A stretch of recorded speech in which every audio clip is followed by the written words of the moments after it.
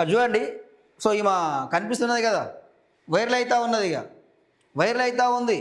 So నవ్వుతూ ఉన్నది, సిగ్గుపడుతూ ఉన్నది, ప్రెస్ మీట్లో నవ్వుతుంది, సిగ్గుపడుతుంది. ఎందుకు అనుకుంటారా?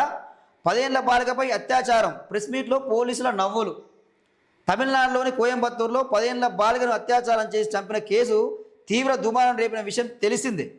సో ఇక్కడ 10 ఏళ్ల బాలిక మీద అత్యాచారం చేస్తే ఆ ప్రెస్ మీట్ పెడితే ఈమె ఐజీ, ఈమె నవ్వుతూ ఉన్నది, ప్రెస్ మీట్లో నవ్వుతూ ఉన్నది, ఇట్లా గోర్లు ఇట్లా ఇట్లా అనుకుంటుంది. ఇక ఆ పన్ను ఇంట్లో కూర్చొని చేయాలమ్మ, మరి ఇక్కడ కాదు, కొంచెమన్నా సోయి ఉండాలి కదా.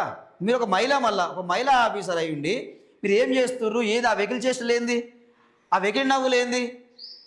మీరు ఒక ఐజీ అని మర్చిపోతున్నారు. సీఎం విజయ్ సైతం దీనిపై స్పందించారు. అయితే ప్రెస్ మీట్లో పోలీసులు ప్రవర్తించిన తీరుపై తీవ్ర విమర్శలు వస్తున్నాయి. మీడియా సమావేశంలో ఆ కేసు గురించి వివరిస్తూ ఓ మహిళా ఐజీ నవ్వుతూ కనిపించారు. గోలను రాస్తూ నిర్లక్ష్యంగా వివరించారు. ఆమెను సస్పెండ్ చేయాలని డిమాండ్లు వస్తున్నాయి. సో ఇలాంటి వాళ్ళని వాస్తవం సస్పెండ్ చేయాల్సిందే, ఇలాంటి వాళ్ళని సస్పెండ్ చేయాల్సిందే. ఒక బాధ్యత లేకుండా బాధ్యత రహిత్యంగా ఇలాంటి వెకిలి చర్యలు చేయడం అనేది కరెక్ట్ కాదు. దేనికి చూడండి, ఇక్కడ చూడండి ఏందది. ఒక 10 ఏళ్ల బాలిక, అంటే ఒక మైనర్ బాలికను అత్యాచారం కేసులో వివరాలు, మీడియా వివరాలు వెల్లడించడంలో ఇదా వీళ్ళు చేసేది? అంటే నవ్వులాట అయిపోయింది నీకు ఈరోజు. ఒక 10 ఏళ్ల బాలిక మీద అత్యాచారం జరిగితే ఒక నవ్వులాట అయిపోయింది.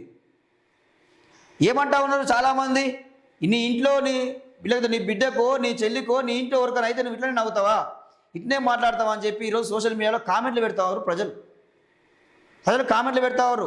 సో విజయ్ ఏం నిర్ణయం తీసుకోబోతాడు అనేది వేచి చూడాల్సిన అవసరం ఉంది. ఏదేమైనా ఇది చాలా తప్పు. ఇలాంటి వాళ్ళు ఆ సీట్లో కూర్చోడానికి కూడా అనర్హులు. ఇలాంటి వాళ్ళని సస్పెండ్ చేయాలి.